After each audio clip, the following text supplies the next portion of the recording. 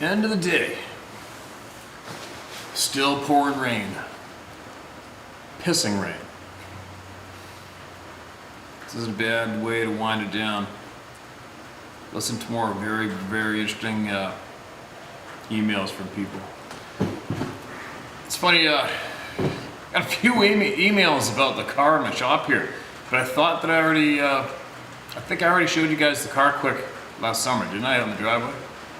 Anyway, I've had that thing for quite a while, and it's a 68 SS 396, the real one, 4-speed, and it's all original, nothing's been messed with.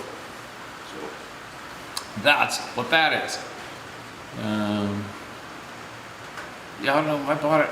Actually, I brought it home, and my gelding was born the exact same day I bought the car home. I don't know when that was, 12 or 13 years ago or something maybe. So there you go. Bent these suckers up pretty good. Anyway, so let's make this about other people right now. And listen to what we got. It keeps getting just more and more every day. And I look forward to reading these every single day. I can't get enough of hearing from everybody, to be honest. Second time. Not seeing is believing. I'm a hunter and worked for the veteran PMEL and worked for the FAA in a few places around the country. Canada, US, and Alaska. Until I retired, I never had any experiences with these creatures. I, with my son, accidentally walked into brown bears hunting area on Douglas Island. Never seen it, but there was a large fresh pile of asphalt steaming in our upper muskeg field. We looked around and saw nothing in the rainforest. I had a 454 Castle and an odd 6. My son had a 357 and a 30-30. I knew they were too small. I told my son we will head back down the mountain. I told my son to go down the hill as I watched and stood guard until he could have my back. And then I walked slowly towards him as he guarded. As they came up to him, we heard a loud roar from the bear. We never seen it. That was a bear though. We continued that way down the hill until we got to the van and left.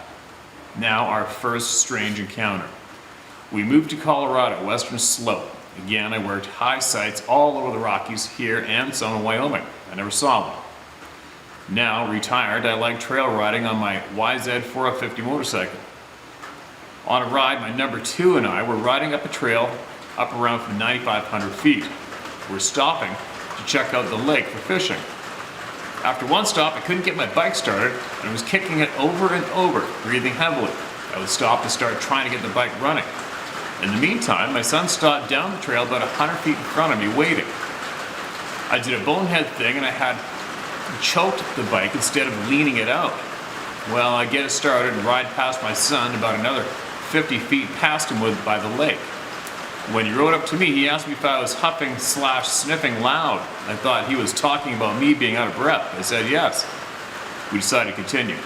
We both started the bikes at the same time. Then came the scream/roar over both bikes, and with helmets on, it scared us so much we both booked up the trail about a half a mile before we stopped to talk.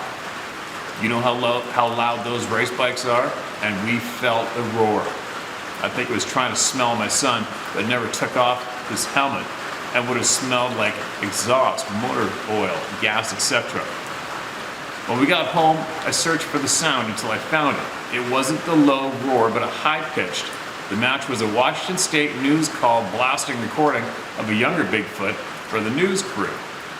The next day, me and my number 1 and number 2 went up armed and in a Jeep to see what evidence we could find. We found tracks that showed it was standing right next to my son, sniffing his head. Tracks also had one of the feet with a split heel. They were only about size 12 to 13 inches in size. That is what I wear. Obviously barefoot. We could see on the lower hill where his toes dug in. We tracked across the trail to a tree fall. There I found in the moss a 19-inch tracks, 2 inches deep. I couldn't duplicate it. Up the hill in the timber trail was a log with evidence of large animals sitting and eating a deer. Bones were all around the log. They sat on the log eating. In the middle of the trail In the middle of the tree fall was what I call a deer trap. Logs were placed in such a way that it was easy to get in, but to hop out, it would slow the deer down. Also, right in the middle was the sun shining on grass visible from up the hill. The logs were also in a geometric pattern. They were placed there, as I said. As we further worked our way up the hill, I found where they were watching us that morning. Under a bunch of bushes, we could clearly see where they took off in 3 different directions up the hillway. Easy to follow, heavy dew was everywhere, and crushed, trampled foliage. We found farther up, aspens snapped at 8 feet to 10 feet up, and moved to the open area. Next, there were 2 huge trees stacked on top of each other, roots on opposite ends of each other. I got behind them and they were taller than me. I'm over 6'4". This was easily 8 feet tall and looked like a hunting blind. We left after my son said he heard voices up the hill. These things are intelligent as hell and they are capable of invisibility. They have mass while invisible and leave footprints and move objects while they are invisible. I have a theory on how they do it, and it has to do with the infrasound that some people say they hear. If you want more, we have since then run into these things a lot. Please only use my first name. Okay, Bob, I got you. I don't need to read where you're from. You kidding me? I'll share it all. We want to hear it all. Like you heard me say to everybody else, we've never told anybody no. Every single person that says, hey, if you want to hear more, ask away and I'll share more. No one's ever said, no, we don't want to hear any more about it. You know, I want to hear all about it, man. I want to hear about it. I want to hear about your feelings on the invisible part, what you've seen to convince you of that. And I want to hear what else you've seen. You've seen these things a whole bunch more times. It's pretty impressive. Share it all right? It sounds pretty freaky, the thing with sniffing your kid's head. What the hell is up with that? Alright, this is the title. You said on 3 different videos it didn't matter how long the story was. If it's knowledge for good, hard-working, honest people, send it all. Well, here you go, pal. Alright, man, let her rip. I'm here. My first life-changing experience that led me on this journey, to knowing absolutely all I could find on what wasn't supposed to be, began in 1972. I paid attention to your videos all the way back, even before your grandfather's story. Nicely done. Nicely done. It's taken me decades to want to sit still and compile memories on a paper to share. Just for the record, typing is not any fun for people who would much rather be outdoors. It literally takes so many hours. We're about the same age, you and I. 12 to 15 encounters in 5 different states connected to my life over 49 years. I'm presently 58 years old. In this year of our Lord 2021, note 25 to 30 plus encounters connected to me during the 2 spring and summers of February 93 to October 94 in the Panhandle of Florida will all be grouped and counted as only one experience because they all happened at work. We were diligent, aggressive workers. Those happenings were their own chapter. Therefore, some might say that I've had near over 40 total experiences. Not all my experiences began with the wave of fear. On one occasion in 1982, it did not happen until 90% into the encounter, and I mentally talked myself out of the fear. That may have had something to do with 2 of them disappearing. Not all my experiences begin with or had an overwhelming olfactory sensation. That made me want to vomit. A mixture of all the worst smells you've ever experienced mixed up together, concentrated, and shoved up your nose to the point where you could taste it on your tongue. Over the years, I've sometimes wondered if there's something about me as to why this happened. I really don't know.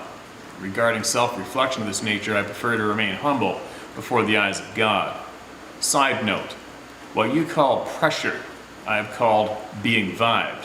For me, this is totally different from the sense of being watched.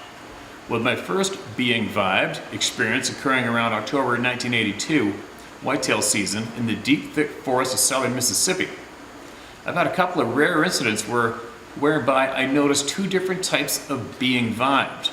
The rarest and maybe the most unreported is what I would describe that of a slight sensation, then overall tingling inside my head around what I would call the area surrounding my brain.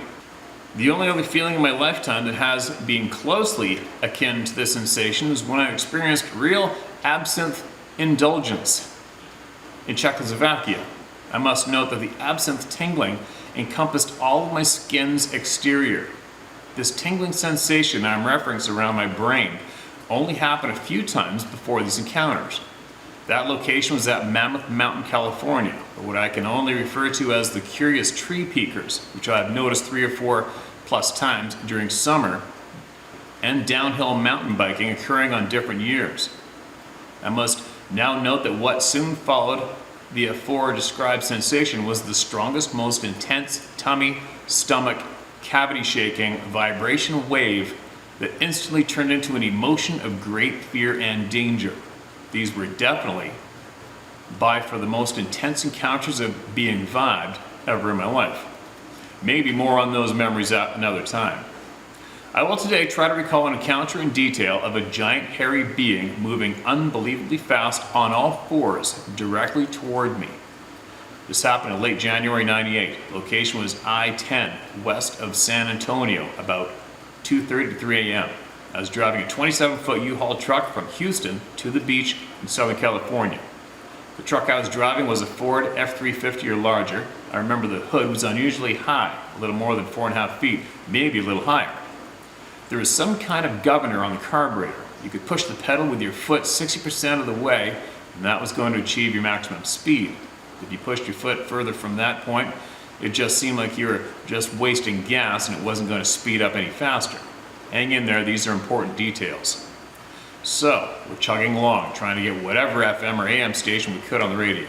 It's a very long area of I-10 where there are no lights at all anywhere. The only light illumination in the pitch black at night was from the headlights of the U-Haul F-350. We're basically headed west when all of a sudden, out of the darkness, something big was coming in super fast from the west-southwest. In my direction, where the 12 o'clock position, something big was coming in from the 10:30 to 11 o'clock position directly towards us. It was quickly obvious this thing was on a collision course for the front left corner of the driver's side of the F-350. Muscle memory had me place both hands on the wheel on the 10 and 2 positions and to softly get ready for an impact. I may have taken my foot off the pedal, I can't remember. I definitely kept my heading straight and forward on the road, which is what you do when an animal closely crosses your path. Never veer off. What was headed directly towards me was on all fours, arms and legs. Got that? Arms and legs. The head remained held high and up, mostly looking forward directly at me. I was looking at an awful lot of bushy hair about 5 to 7 inches long. The hair was moving, flying rapidly forward and backward, opposing the movement of the body of the being. Even with the hair flying everywhere, the top of the head still seemed coned or pointed up in the center, not rounded. I remember the propulsion as being very unusual. It appeared to me that this being was leaping forward, using the strength of the legs to push the body forward, while in the air, the line of the back was only had about 25 to 30 degrees from 0 degrees. Simultaneously, with the legs outstretched behind it, the arms would spring out and forward. The eyes were still able to look forward.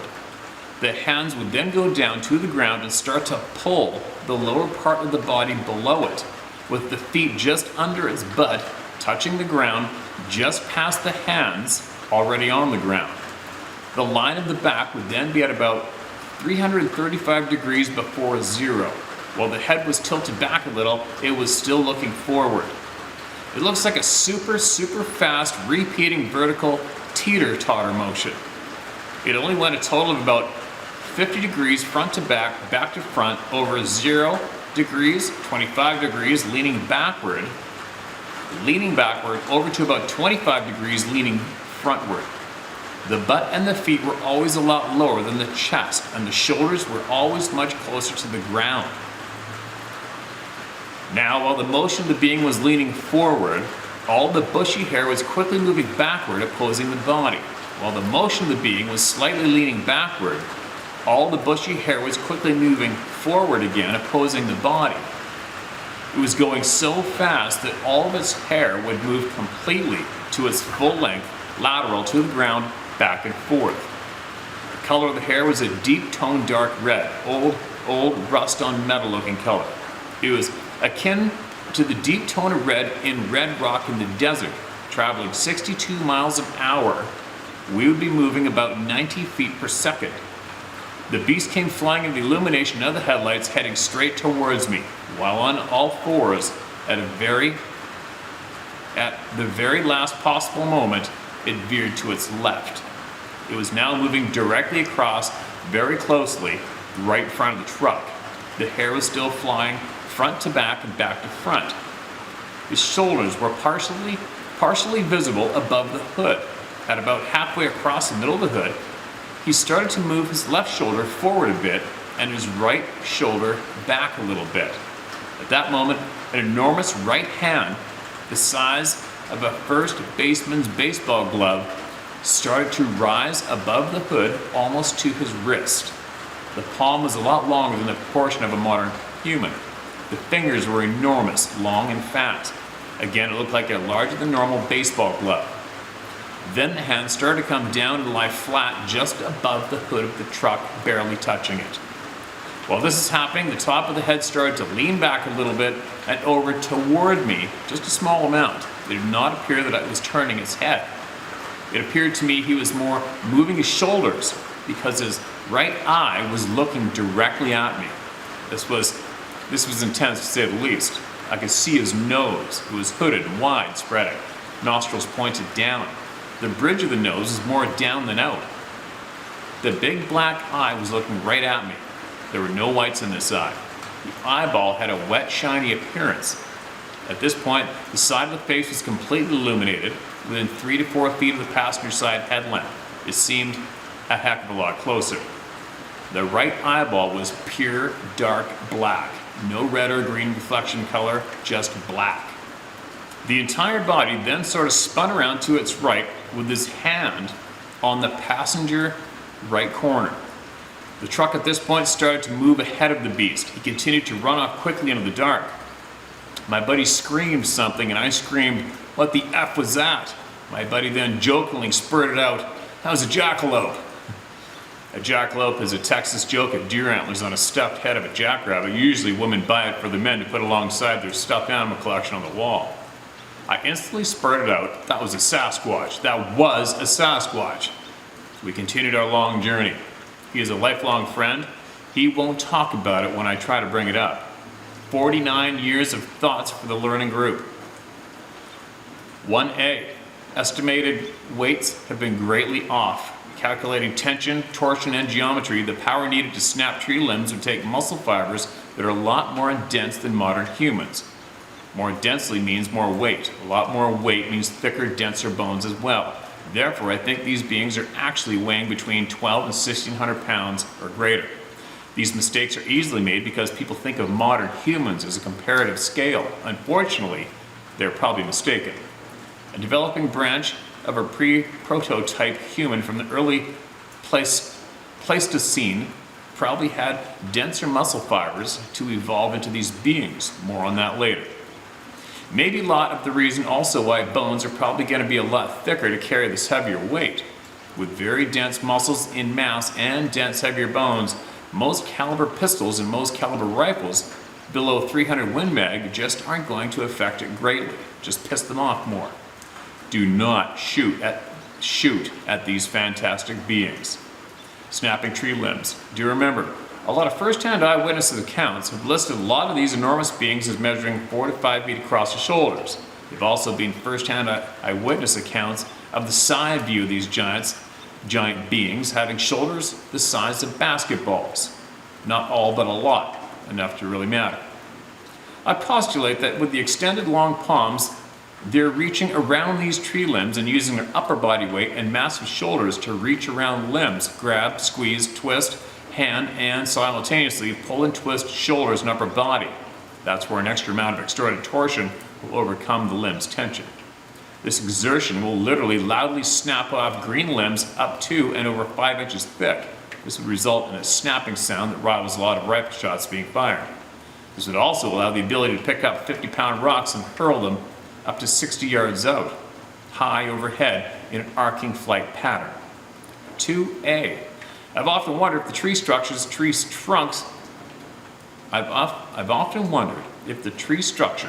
trunks that float in the air might represent the constellation of stars floating in the night sky as a POV from that observation point looking up at a particular time of year. 2B. I've often wondered if some of the teepee structures were actually more like nursery baby pens so the mother could go and hunt. 2B1. Orbs. These very well may be sentient life forms, probably not drones. If this is the case, then there is the credence to the alternate dimension or from an unworldly place hypothesis. 2C. Regarding trail cameras with infrared movement sensor lights, it's obvious at this point these fantastic beings can see something in the infrared light spectrum. I mean, it's just way so obvious a lot of people are even told/directed if they are having some problem beings to put up a bunch of these trail cameras around the property. What does that mean? It means they can see the infrared light emitting from the trail cameras. There have been even many accounts on properties where the stones or sticks were placed as a barrier line not to cross. Otherwise, the perimeter lights would come on or the cameras would activate. 3A, trying to take a body to present as a specimen. Yeah, right. The people that will only believe if they see a dead body really aren't worth responding to at all. They just don't get it. What we're dealing with here. This is an unbelievably stupid idea if you like your life. There's absolutely no way you're going to carry one of the 12 to 1600 pound beings out of the deep woods. Chances are the being will not be alone, and if so, he's certainly not going to make it out of the woods. One of just a few of the only reasons you should ever shoot to kill one of these beings is if they literally are trying to break in your home with you in it. And if it were to come to pass and you were lucky enough to land a kill shot, which probably won't happen, don't think for a moment that you, yes you, are going to be able to keep and present one of these beings' dead bodies. It will be taken from you. You will have zero control over the matter or what will happen to you from these bureaucrats and agencies that want to keep this covered up. You are completely insignificant in the realm of keeping this information classified, and protected. Yes, you will be completely handled, discredited, and or somehow disappeared if determined necessary. List of possibilities where they're from. A. Maybe an offshoot branch form of proto-human on Earth long before modern humans. From the time before the Pleistocene when all creatures grew very big, i.e. saber-toothed cats, giant woolly mammoth, giant sloth, etc., giant bears. Yet maybe these hairy beings made it and survived. They seem to definitely possess all the traits that would allow this to having occurred. Oh gee, the smarty pants academics got it wrong. That's a shocker. We cannot rule out the possibility that they are the original inhabitants of this planet, and somehow we modern humans did not completely evolve here as we were taught. B. Maybe not from Earth, but placed here for some reason, might answer indigenous people's beliefs to existing in and out of part of the spirit world. C. Nephilim.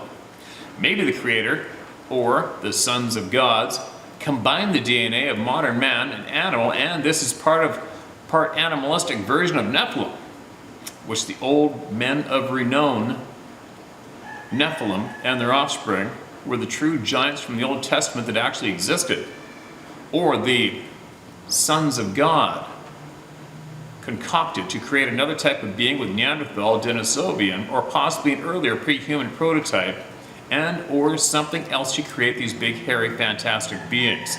Note, if the above has some reality, it too can be part of the spirit world description. Do not forget that from the Old Testament, the sons of God has still not been completely defined as to what they were. All different paradigms of Bible scholars have their own modern day interpretation of the sons of God. Each and every one of them tries to lump their version of interpretation to fit their own systematic narrative. You cannot objectively read and interpret ancient pre-Sumerian. Your conclusion more than likely will be wrong. D. Maybe they could be something coming from another dimension or place. Maybe they could be something sent through from another dimension or place that arrived here by accident. We're supposed to go somewhere else. Note, the above could be two completely different scenarios. This also could clarify the spirit world descriptions. D1. Maybe they've been here all along, and long before us, existing side by side with us, yet in much higher or lower frequency band that we cannot detect with our senses. This would give even more credence to the First Nations beliefs. E. It seems like for some reason we, modern humans, are mostly off limits. There are outliers with everything. There are a lot of indicators / stories that occasionally humans are taken. It is by no way unreasonable to conclude that occasionally modern humans are consumed / eaten. However, we probably normally are not on the menu. Could it be a rule to them or something to stay away from us? Maybe they get punished somehow? For that part doesn't make sense to us in our way of thinking as modern humans. The following is a summation of the forces that are fighting against us. There are at least 8 categories of powerful groups that are all keeping us from ascertaining the true knowledge of the existence of these fantastic beings. Academia, Darwinists, intelligentsia, the different Bible academics, Old Testament Jewish academics, and the New Testament Christian academics. Most of the different religious institutions, a few different government bureaucracies, and the U.S. military. Oh, and let's not ever forget the deceptive, lying Smithsonian cowards, obtaining, confiscating ancient bones from burial mounds in North America that were above 7 feet tall, all the way up to 12 feet, some larger. Never to see the light of day for regular, hard-working, good, honest people, continually over decades disappearing the bones again and again. Their paradigm is non-alterable to them, and the above 8+ groups, each and all vying for self-serving self-interest of their own control mechanisms and levers of power for their own situations.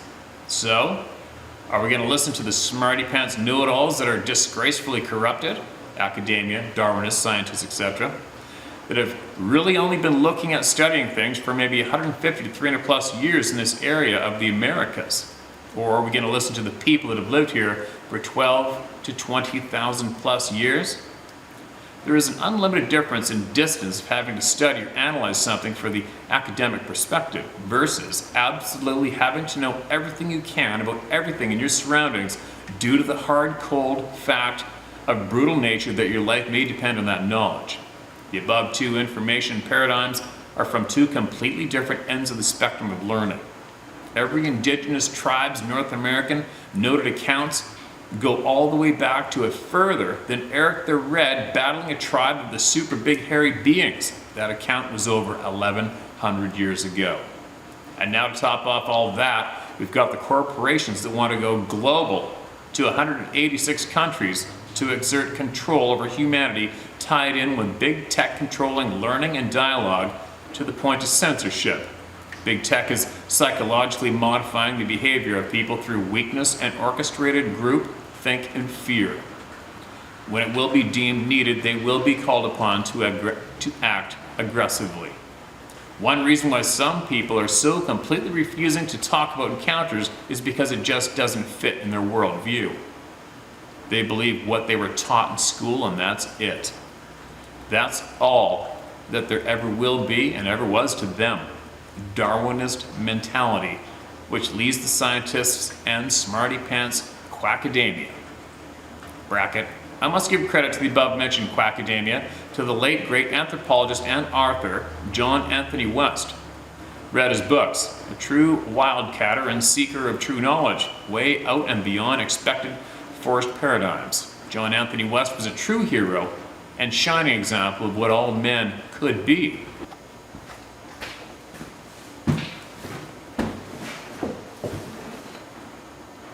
Well, that was a good mouthful. May his spirit and soul bask in the undescribable, glorious presence of God in heaven. Intelligentsia and the elites are always latecomers to the verbal spewing of ridiculousness. On a government and bureaucratic level, some may know the answer. However, they cannot control it, and opening up this door will force them to open many other doors that will discredit them forever. Absolutely agree. More importantly to them, they will lose their control. Without a doubt. Academia's fears to be discredited and ashamed. Complete cowards. They fear to have their papers corruptly reassessed through their peer review, then to lose tenure and their job, and their books get taken out of the libraries and their legacy is ruined. Oh my God. Mentality, their life is over. Again, complete cowards. Intelligentsia and elitists, usually wannabes, the very wealthy. They truly think they're better than everybody else, and they know it all. F them all until the end of time.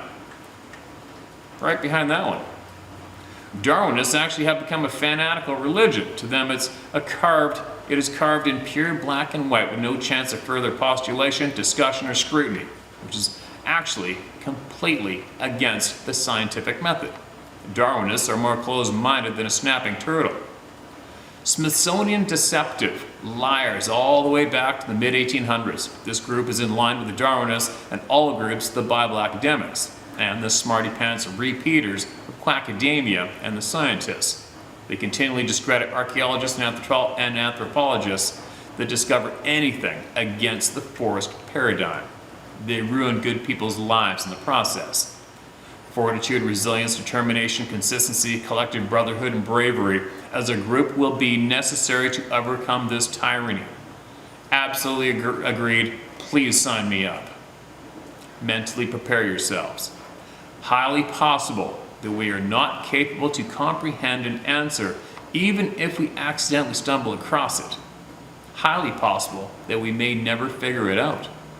We absolutely want to know. The search is healthy. The postulating is invigorating.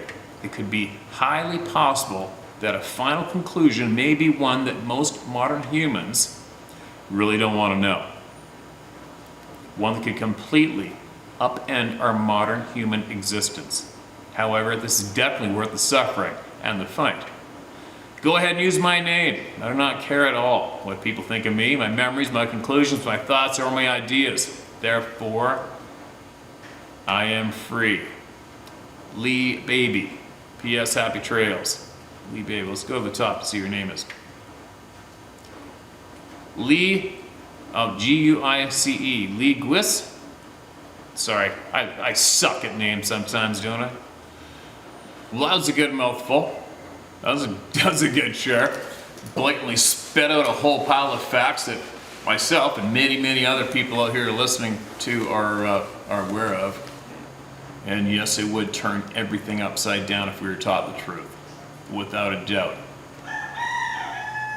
Am I willing to be of assistance to turning everything upside down? Oh my God, am I ever. I'm all over it. So many people's lives are being turned upside down continuously, endlessly, relentlessly, non-stop. Why not? Why not turn anything upside down? It needs to be turned upside down. That's the only way. The truth needs to be yarded out and slap everybody in the face with it. And those dirty, manipulative pricks need to be exposed, and they need their asses dragged up and down that gravel road until they can't even walk anymore, as far as I'm concerned. And that's why we're here, right? That's why we're all here. We're all here to share true, honest facts, knowledge, finish our puzzles. I'm biting my lip. I'm trying not to really tell you how I feel about the academia. I'm biting my lip. I'm really trying not to cut loose on how I really feel about a lot of these groups who've been manipulating all of you and me. Not me anymore, but many people, and still do it today. It makes me want to puke.